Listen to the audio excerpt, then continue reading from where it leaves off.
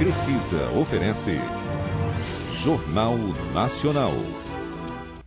Boa noite. Boa noite. Procuradores pedem punições pela tragédia da lama em Mariana. E denunciam 21 pessoas por homicídio. Investigadores da Lava Jato suspeitam que o patrimônio de Eduardo Cunha seja 50 vezes maior que o declarado. Depois da primeira noite na cadeia, o ex-deputado diz que a prisão dele é um absurdo. Na eleição americana, Donald Trump perde a chance de consertar uma declaração desastrosa do último debate. Cai a procura por carteira de motorista profissional em pelo menos 4 estados. E o sindicato nega que seja por causa do teste de uso de drogas. Volta a valer a multa para faróis apagados nas estradas. E o Flamengo recupera os 3 pontos da vitória no Fla-Flu.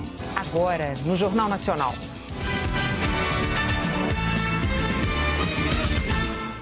O Ministério Público Federal denunciou 22 pessoas e 4 empresas pelo rompimento da barragem de Fundão, na região de Mariana. São pelo menos 9 crimes ambientais e de homicídio. O maior desastre ambiental do país deixou mais de 250 feridos, matou 19 pessoas e despejou 40 milhões de metros cúbicos de rejeitos de minério no meio ambiente. A lama encobriu vilarejos, destruiu casas, igrejas centenárias, degradou áreas de preservação permanente e sufocou milhares de peixes. Para os procuradores da República, a Samarco entregou uma declaração de estabilidade da barragem de Fundão, falsa ou enganosa. O número de denunciados é o maior entre todos os inquéritos que já apuraram o caso. 4 empresas e 22 pessoas.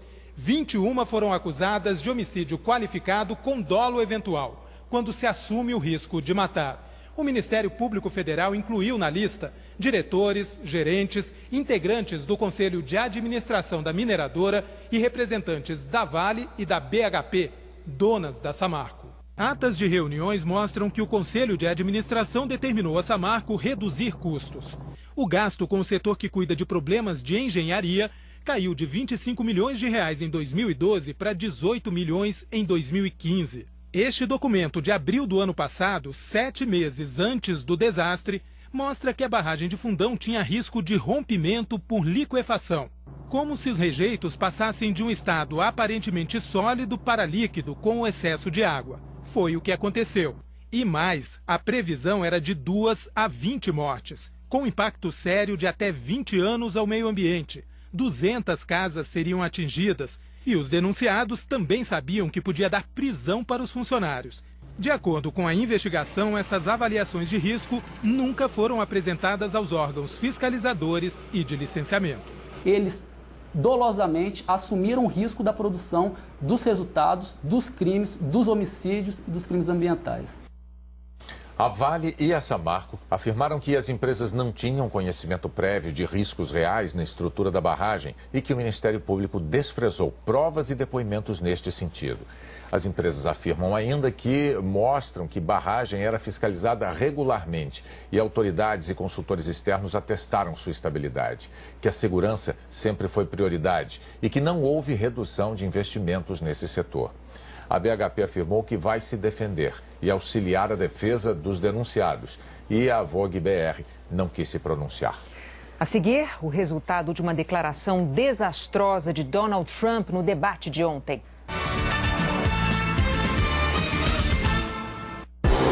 Agro, a indústria riqueza do Brasil. Algodão é agro. É fibra que faz o fio, que faz o tecido, do pano, da roupa, do jeans que está na moda. Tudo se aproveita do algodão, até o caroço vira ração para o gado. Algodão tem tecnologia. No Brasil, o produto é de alta qualidade. Em 2015, o faturamento das fazendas foi de 13 bilhões de reais. Algodão é matéria-prima, a fralda do curativo. No algodão vem o óleo que é rico em vitamina E e que deixa mais crocante a batata frita. O algodão está na mesa, no banho, na cama. Algodão é macio, é conforto. Algodão é agro. Agro é tech, agro é pop, agro é tudo. Tá na Globo. Apoio.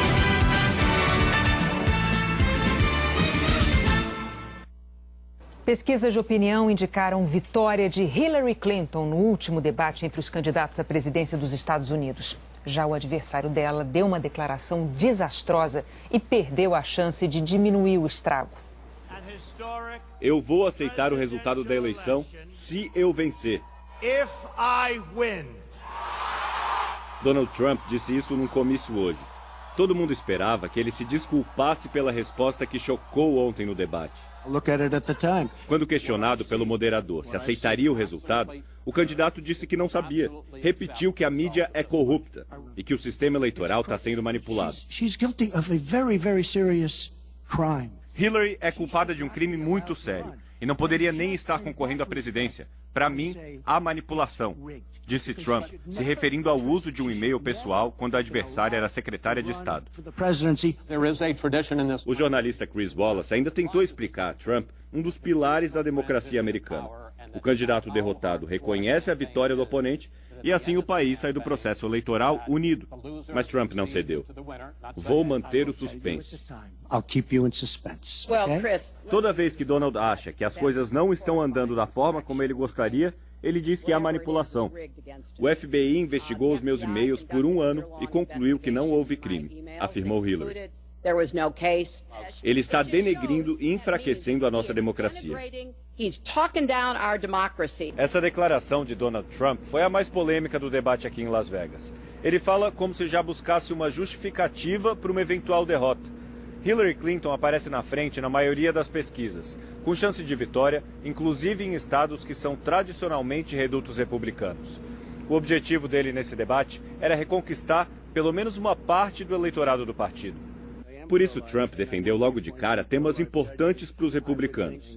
Se colocou contra o aborto e a favor do porte de armas. E acusou a campanha democrata de inflar o escândalo que mais lhe custou votos até agora. As acusações de abuso sexual. Ele disse que Hillary teria contratado as mulheres que o denunciaram. A candidata lembrou que a resposta de Trump para o problema foi dizer que não poderia ter assediado as mulheres porque não eram atraentes o suficiente para ele. Donald pensa que depreciar as mulheres o engrandece. Até o Brasil foi citado no debate. O mediador mencionou uma palestra que Hillary deu para um banco brasileiro, em que disse que gostaria de ver fronteiras abertas e livre comércio. Ela afirmou que se referia a recursos energéticos. Trump reiterou a promessa de construir um muro entre México e Estados Unidos. Disse que precisa expulsar alguns homens maus, dizendo a palavra em espanhol. Hillary rebateu que é preciso focar na legalização dos imigrantes e que há imigrantes ilegais pagando mais impostos que um bilionário, alfinetou. Aliás, ela alfinetou o tempo todo. Usou a tática do rival, interrompeu e atacou. Quando o republicano respondeu sobre impostos, ela disse: me deixe traduzir isso se eu conseguir. Quando Trump falava sobre o hotel dele em Las Vegas, ela disse que foi feito com aço chinês. Trump disse que o presidente russo Vladimir Putin não tem respeito por Hillary. Ela foi rápida. Putin talvez prefira um fantoche como presidente dos Estados Unidos. Quando Trump disse que ela não poderia acabar com o Estado Islâmico, ela disse: enquanto eu capturava o Bin Laden, você apresentava programas de televisão. Mas ele manteve a marca registrada. Interrompeu. E chegou a dizer: que mulher repugnante. A seguir, volta a valer a multa para faróis apagados nas estradas. O desafio da Renault voltou. Amor, você viu a oferta que ele conseguiu pra gente? Ninguém aqui consegue fazer. Órgãos de trânsito de todo o Brasil vão voltar a multar motorista que dirigir com farol apagado em rodovia. O Tribunal Regional Federal decidiu que a punição pode ser aplicada mesmo nos trechos urbanos ou rurais, desde que a estrada esteja sinalizada. Essa lei vale para rodovias federais, estaduais e distritais e pune com 4 pontos na carteira e multa de R$ 85. Departamentos de trânsito de pelo menos 4 estados brasileiros registraram uma diminuição nos pedidos de renovação de carteiras de motorista de veículos pesados. O Sindicato dos Caminhoneiros nega que isso tenha relação com a exigência de exames toxicológicos que entrou em vigor há 7 meses. Parece um exame comum no laboratório, mas eis que de repente no lugar da seringa surge o barbeador. É o procedimento que detecta o uso de drogas com a análise dos cabelos ou pelos do corpo. A novidade causou surpresa na estrada, mas aos poucos o pessoal foi se acostumando. Tirou meu cabelo e fez o exame, beleza, graças a Deus. Os números também causam surpresa. Em alguns estados, a renovação das carteiras para veículos pesados despencou. E ao mesmo tempo, aumentaram muito os pedidos para rebaixar a habilitação para a letra B, que só permite dirigir carros comuns. No Rio de Janeiro, de março a agosto do ano passado, o Detran recebeu 119 pedidos de rebaixamento da habilitação. Neste ano, foram mais de 22 mil pedidos. No Paraná, o número de carteiras C, D e E não renovadas quase triplicou. Em Minas, a emissão de carteiras caiu 35%. Em São Paulo, o exame só passou a ser obrigatório em julho. O número de carteiras para veículos pesados caiu bruscamente desde então. Para os defensores do exame, essa fuga das renovações é a prova de que muitos motoristas que usam drogas regularmente estão evitando o teste do cabelo. Já os caminhoneiros dizem que um dos problemas é o preço do exame, no mínimo R$ 295, que atualmente pesam ainda mais. É exatamente a crise econômica porque passa o país e você sabe que o transporte de carga, ele é o espelho da economia nacional. Olhando as imagens pode até não parecer, mas o movimento de caminhões nas estradas diminuiu. De março a agosto, a queda foi de 6%. Já os acidentes com caminhões caíram numa proporção bem maior, 38% de março a junho deste ano, em relação ao mesmo período do ano passado. De cada 100 veículos que trafegam pelo país, só 4 são de grande porte, caminhões, ônibus ou carretas. Mas esses gigantes do asfalto são responsáveis por mais da metade das mortes em acidentes. Especialistas querem ampliar a obrigatoriedade do teste para todos os motoristas e assim tornar impossível dirigir sem usar o barbeador. Sem dúvida nenhuma, é o futuro. É o controle para todos os condutores, até porque ninguém pode conduzir veículo e ser usuário de substância psicoativa. A polícia de São Paulo está investigando a morte de um jogador do time sub-17 da Portuguesa dentro das dependências do clube. O corpo do jovem Lucas Jesus dos Santos, de 16 anos, foi encontrado no fundo da piscina por uma funcionária que fazia a inspeção no clube. A principal suspeita é afogamento. Os peritos não encontraram sinais de violência. Um garoto maravilhoso, cara. Um garoto maravilhoso. É sem palavras. E ele estava muito feliz que sábado, 11 horas da manhã, ele ia jogar no Carindé. O avô que cuidava dele passou mal quando reconheceu o neto e saiu de ambulância. Ontem, Lucas estava numa festa na Portuguesa, como mostra essa foto que ele mandou para a namorada, a 1h18 da tarde. 30 jogadores e 7 funcionários da Portuguesa participaram do churrasco organizado para comemorar a classificação do time para a próxima fase do Campeonato Paulista. Os jovens pediram para usar a piscina. Os jogadores contaram para a polícia que Lucas se sentiu mal e foi retirado da água. Eles também disseram que não viram em qual momento Lucas voltou para a piscina. Dentro de um cesto de lixo, policiais encontraram 5 latas de cerveja. No lixo próximo tem essas latas de cerveja. Vão ser periciados, vão para o inquérito também. É mais uma informação que a gente tem. Funcionários do clube que prestaram depoimento disseram na delegacia que os jovens não beberam. O que se sabe é que Lucas estava vivo no começo da tarde de ontem, porque trocou mensagens com a namorada pelo celular. À noite, ele já não respondeu mais. Hoje pela manhã eu liguei para ele, mas só chamava e ninguém atendia. Daí eu comecei a ficar desesperada. Daí eu não sabia o que estava acontecendo com ele. A Portuguesa declarou que está colaborando com a investigação e que prestará apoio à família. Uma montanha de livros está sendo destruída pelo descaso no Piauí. Material novo, mas que nunca chegou às escolas. Eram livros novinhos de quase todas as disciplinas, mas estão abandonados neste depósito, onde também funciona uma oficina mecânica da Prefeitura de Miguel Alves, na região norte do estado. E eles estão espalhados por todo o depósito. Para a gente caminhar por aqui, tem que pisar por cima dos livros, dá muita pena. Naquele canto, a gente encontrou alguns exemplares queimados.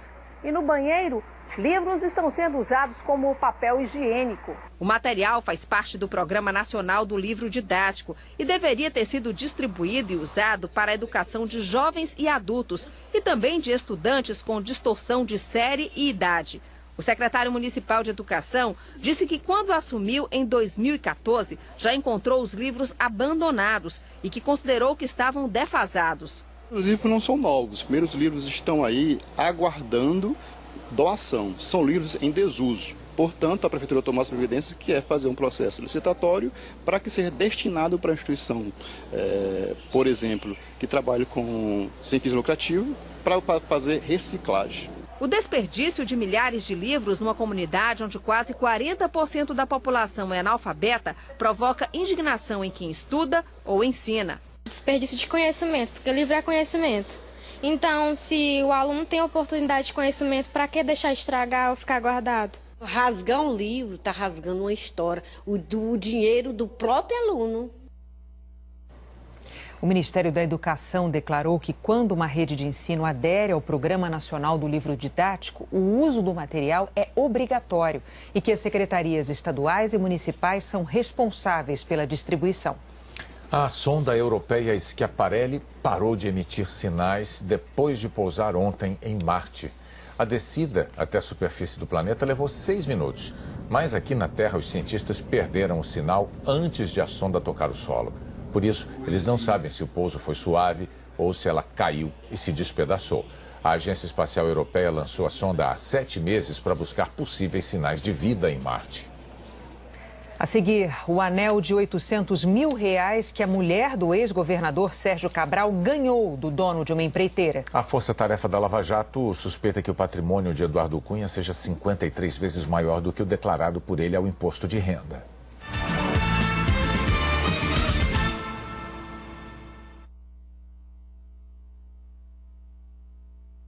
Hoje, as audições às cegas continuam. O ex-governador do Rio, Sérgio Cabral, confirmou que a mulher dele ganhou de presente do empreiteiro Fernando Cavendish um anel avaliado em R$800 mil. Um cenário de luxo, uma festa exclusiva. Este é o vídeo que mostra a comemoração do aniversário da então primeira-dama do Rio em 2009, num restaurante em Mônaco. Adriana Anselmo está ao lado de Sérgio Cabral. Mas segundo reportagem do jornal O Globo, não foi o então governador que pagou o maior presente que ela ganhou naquela noite. A reportagem conta que um dia antes do aniversário, Cabral convidou o empreiteiro Fernando Cavendish, dono da Delta Construções, para procurar um presente para a mulher. Na porta de uma joalheria famosa, segundo o relato de Cavendish, o então governador do Rio pegou o empresário pelo braço e entrou. Quando tudo estava decidido, Cavendish descobriu que a conta de R$800 mil era dele. Nesta foto, Adriana Anselmo aparece com o anel na mão esquerda. A reportagem afirma que a foto é uma das provas exibidas por Cavendish à Força-Tarefa da Lava Jato no Rio e em Brasília, e que ele também entregou a nota fiscal, o certificado de compra e o comprovante de pagamento com cartão de crédito. De acordo com o Globo, Fernando Cavendish, que cumpre prisão domiciliar, estaria negociando delação premiada. A construtora dele foi responsável por várias obras no Rio. Este ano, a Operação Saqueador revelou que entre 2007 e 2012, a Delta faturou quase R$11 bilhões só com verbas públicas, 96% de todo o faturamento da empresa. Em maio, o Jornal Nacional mostrou depoimentos de ex-executivos da Andrade Gutierrez que mostraram a proximidade de Cabral e Cavendish. Eles contaram que o então governador concordou que a Andrade Gutierrez entrasse no consórcio da reforma do Maracanã, com a condição de que a empresa acertasse com a Odebrecht os percentuais de participação, já que os 30% da Delta não poderiam ser modificados. Segundo os executivos, o ex-governador pediu, em contrapartida, que as empresas dessem propina consistente de 5% do valor da obra. A reportagem do jornal O Globo diz que o anel foi devolvido em 2012, quando Cabral e Cavendish romperam a amizade depois das revelações de que a Delta usava as empresas do bicheiro Carlinhos Cachoeira para lavar dinheiro. O ex-governador do Rio, Sérgio Cabral, divulgou uma nota. Ele admite o jantar na companhia do empreiteiro para comemorar o aniversário de Adriana Anselmo em Mônaco. e diz que o anel de R$800 mil foi um presente de Fernando Cavendish e da então mulher do empresário. Sobre o valor do presente, Sérgio Cabral diz que obviamente não foi perguntado e era e continua sendo desconhecido por ele. O ex-governador confirma a devolução do anel. De acordo com a nota, depois de divulgadas as denúncias contra Cavendish envolvendo Carlos Cachoeira, o Estado acompanhou o governo federal na decretação da inidoneidade da Delta, motivo pelo qual o casal praticou o gesto de devolver o presente. Nós tentamos um novo contato com o ex-governador Sérgio Cabral sobre as denúncias dos executivos da Andrade Gutierrez, mas ainda não tivemos resposta. Na época da reportagem, Sérgio Cabral negou as acusações e manifestou indignação e repúdio às declarações dos delatores. O advogado de Fernando Cavendish não quis se pronunciar. O ex-presidente da Câmara, Eduardo Cunha, do PMDB, fez hoje exame de corpo de delito. É uma formalidade para todos os presos. Eduardo Cunha chegou ao IML sem algemas. Na saída, falou sobre sua prisão. Cunha passou a noite numa cela de 12 metros quadrados, com um beliche de cimento, uma bancada com um banquinho, vaso sanitário e pia. A ala é a mesma onde está o ex-ministro Antônio Palocci, também preso na Lava Jato. Cunha terá direito a 2 horas de banho de sol por dia, mas num horário diferente de outros presos da Lava Jato, para não se comunicar com eles. Poderá também receber visita da família uma vez por semana. Mas, segundo os advogados, ninguém virá visitá-lo nesse primeiro momento. A gente prefere preservar tanto a condição dele quanto a condição da família, e as pessoas vão ficar tranquilas para que a gente possa juridicamente discutir o caso. Os delegados da Lava Jato ainda não marcaram data para ouvir o depoimento de Cunha. Hoje, o juiz Sérgio Moro defendeu a prisão preventiva. Condição necessária para superar a corrupção sistêmica é o funcionamento da justiça. Os processos não podem ser um faz de conta. E jamais, em qualquer momento, se defendeu qualquer solução extravagante da lei em relação à decretação dessas prisões preventivas.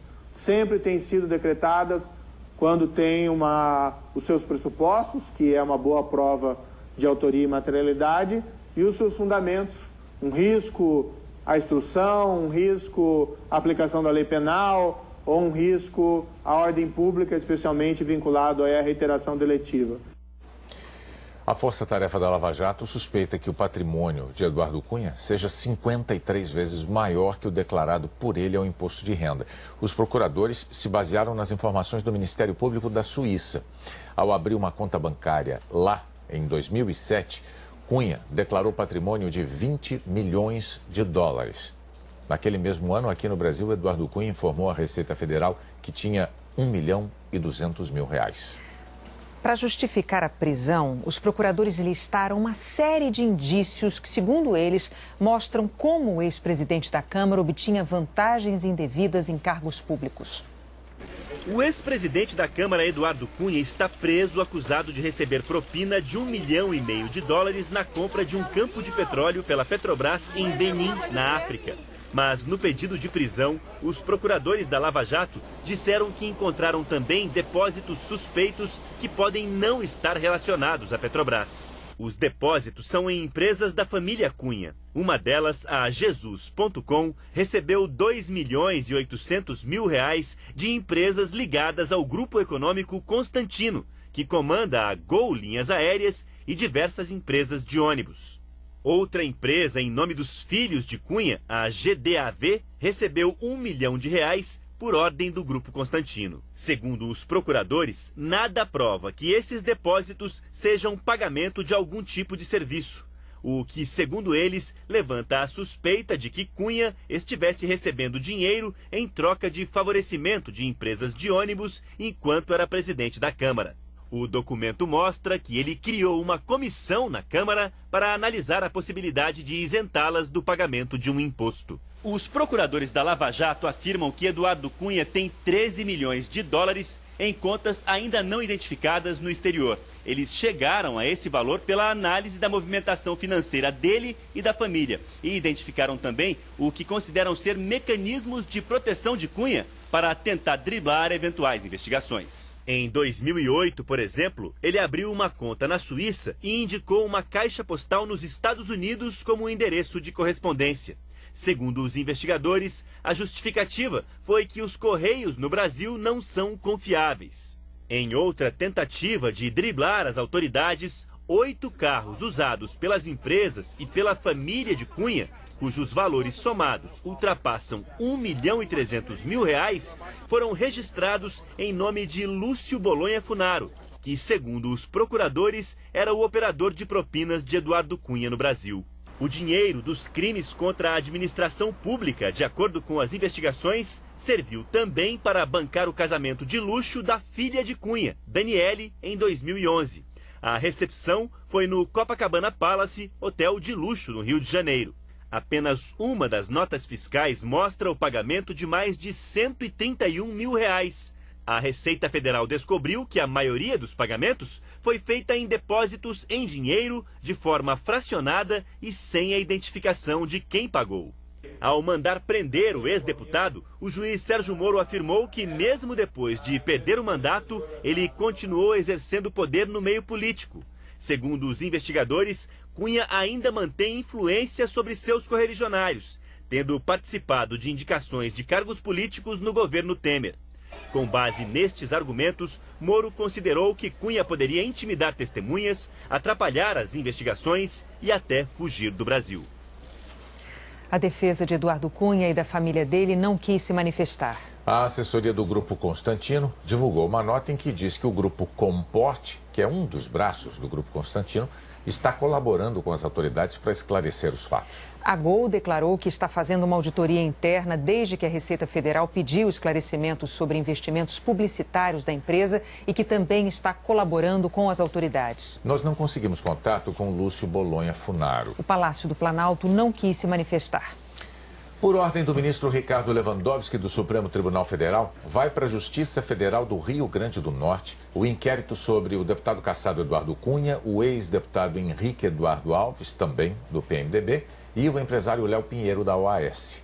O inquérito foi retirado do âmbito da Lava Jato por não ter ligação com os desvios na Petrobras. Gravações no celular de Léo Pinheiro mostraram conversas entre Eduardo Cunha e Léo Pinheiro sobre votações de interesse da OAS e depois sobre cobranças de doações da OAS para a campanha de Henrique Alves ao governo do Rio Grande do Norte em 2014.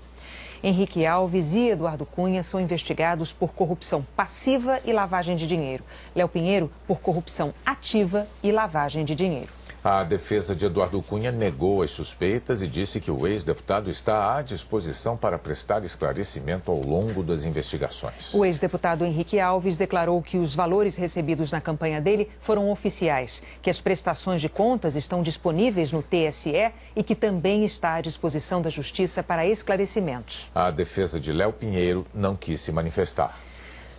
O ministro Teori Zavascki, do Supremo Tribunal Federal, negou liminar para a defesa de Dilma Rousseff, que pediu anulação do impeachment.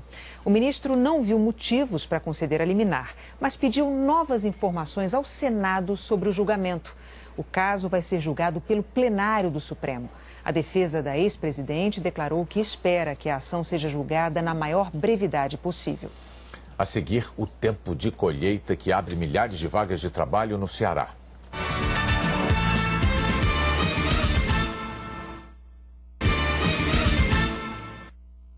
Em agosto, a atividade da economia brasileira caiu quase 1%. Foi o pior resultado em mais de um ano. Números negativos da indústria e do comércio já indicavam essa retração. Desde janeiro, a queda passa dos 5%.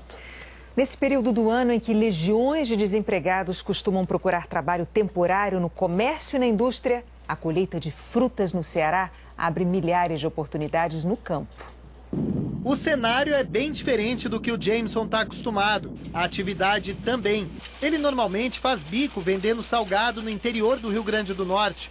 Mas foi no campo, a 200 quilômetros da cidade, que ele encontrou emprego temporário. Preferi assinar minha carteira, ter alguma coisa a mais só dentro de casa. E aí a oportunidade que teve foi essa aqui? Foi essa daqui, não teve outra.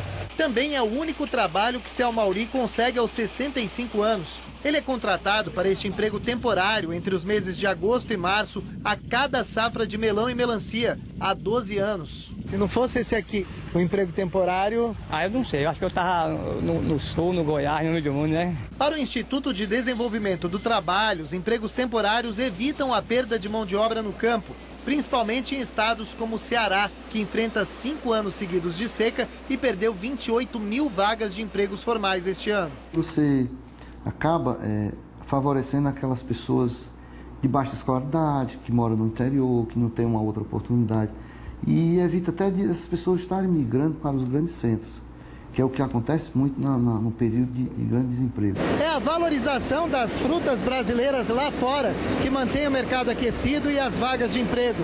O controle de qualidade rigoroso depende de muita mão de obra para quem atende o exigente mercado de exportação. Esta empresa agrícola quer exportar 200 mil toneladas de melão e melancia cultivados com irrigação. Com 4 mil funcionários fixos, contratou mais 5 mil para o período da safra. Toda a parte de controle de qualidade, toda a parte de manuseio da fruta do campo vem crescendo a cada ano, juntamente com os pedidos de exportação, faz com que cada ano nós venhamos empregar mais. O Rogério conta com essa vaga temporária todo ano. Já faz 5 que ele controla a qualidade das frutas exportadas durante a safra. Só da gente saber que temos o nosso emprego garantido e a empresa nos dá a oportunidade de voltar novamente, isso é muito gratificante.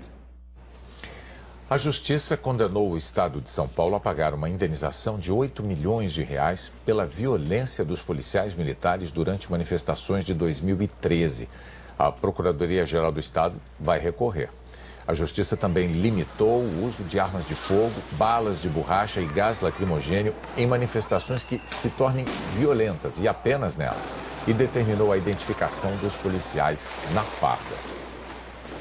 A presidente do Supremo Tribunal Federal, ministra Carmen Lúcia, defendeu a liberdade de imprensa hoje no fórum promovido pela Associação Nacional de Editores de Revistas. Tudo o que já foi impresso em papel agora é lido também em todas as telas, em todo lugar. Inovação, reinvenção e relevância foram temas deste fórum da Associação Nacional de Editores de Revistas. Um encontro para discutir um mundo que não para de falar e de se conectar. E, no fundo, eu acho que o nosso papel com as novas tecnologias é ser o grande mediador dessas conversas. Acho que a maravilha do mundo de revistas está em abraçar todos os assuntos que são importantes para a sociedade. Mas nessa era da informação ainda não nos livramos de velhas ameaças, das tentativas de censurar e calar jornalistas. A ministra Carmen Lúcia foi convidada a falar sobre liberdade de expressão. Assim que chegou, ela afirmou que não há democracia sem uma imprensa livre. E repetiu uma frase que já se tornou uma espécie de assinatura, de marca dessa convicção. A imprensa é livre e não é livre como um poder, é livre até como uma exigência constitucional para se garantir o direito à liberdade de informar e do cidadão ser informado para exercer livremente a sua cidadania. Portanto, eu vou dar cumprimento ao que o Supremo vem decidindo reiteradamente. É fato, cala a boca já morreu. Durante a palestra para os profissionais de mídia, a ministra lembrou que, como advogada, defendeu vários jornalistas e brincou com o fato de que a imprensa pode ser dura nas críticas. E olha que eu leio algumas coisas sobre essa ministra Carmen Lúcia que até eu fico contra. Eu falo, essa mulher tem que sair. A presidente do Supremo depois falou sério sobre a função da imprensa. A imprensa cumpre um dos papéis mais importantes que se tem no Estado democrático, o de fiscalização e controle da sociedade, informando a sociedade, ser por ela fiscalizada no que a gente faz. A seguir, o Flamengo recupera os pontos do Fla-Flu.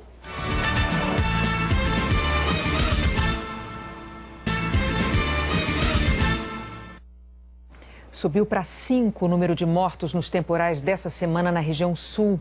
Em Fraiburgo, no centro de Santa Catarina, 60 pessoas ficaram feridas quando tentavam consertar os estragos da chuva. As enchentes tiraram quase 800 famílias de casa no Rio Grande do Sul. 7 cidades estão em emergência nos 2 estados. E um homem morreu no temporal de hoje à tarde em São Paulo. Segundo os bombeiros, ele foi atingido pela fiação elétrica derrubada por uma das mais de 150 árvores que caíram com a força do vento. Em pouco mais de 1h30 de chuva, a água alagou ruas, cobriu trilhos e interrompeu a circulação de trens. Vamos falar com a Maria Júlia Coutinho, lá em São Paulo, saber o porquê dessa chuva toda por lá. Boa noite, Maju.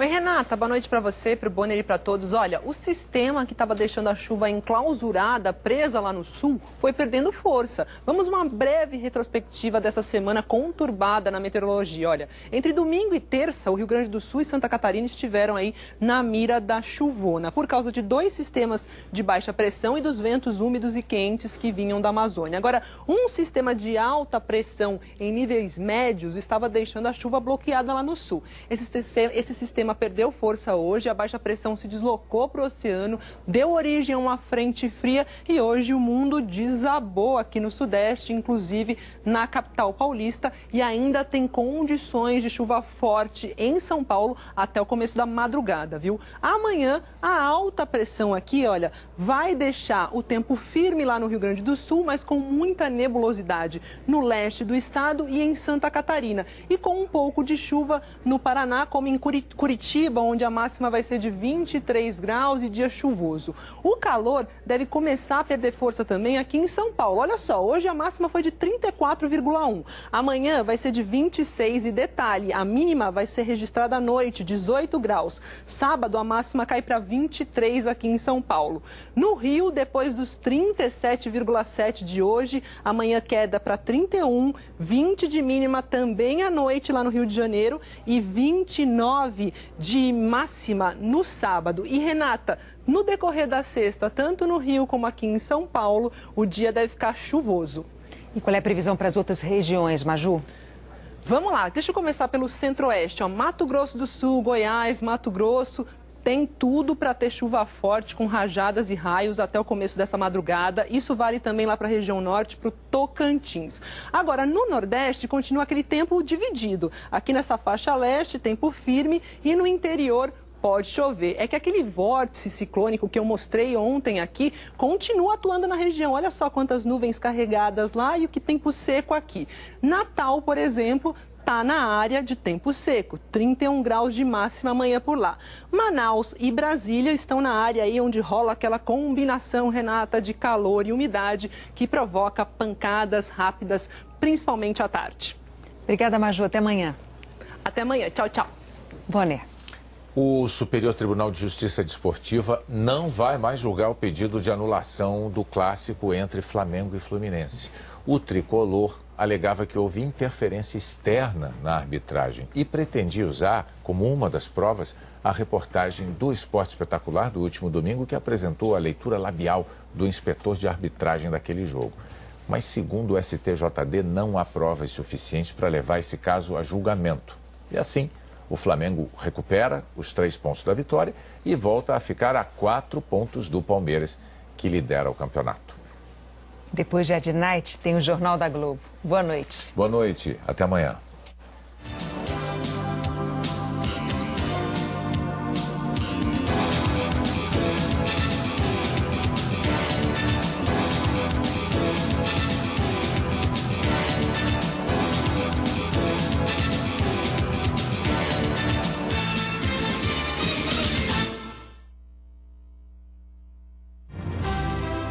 Jornal Nacional.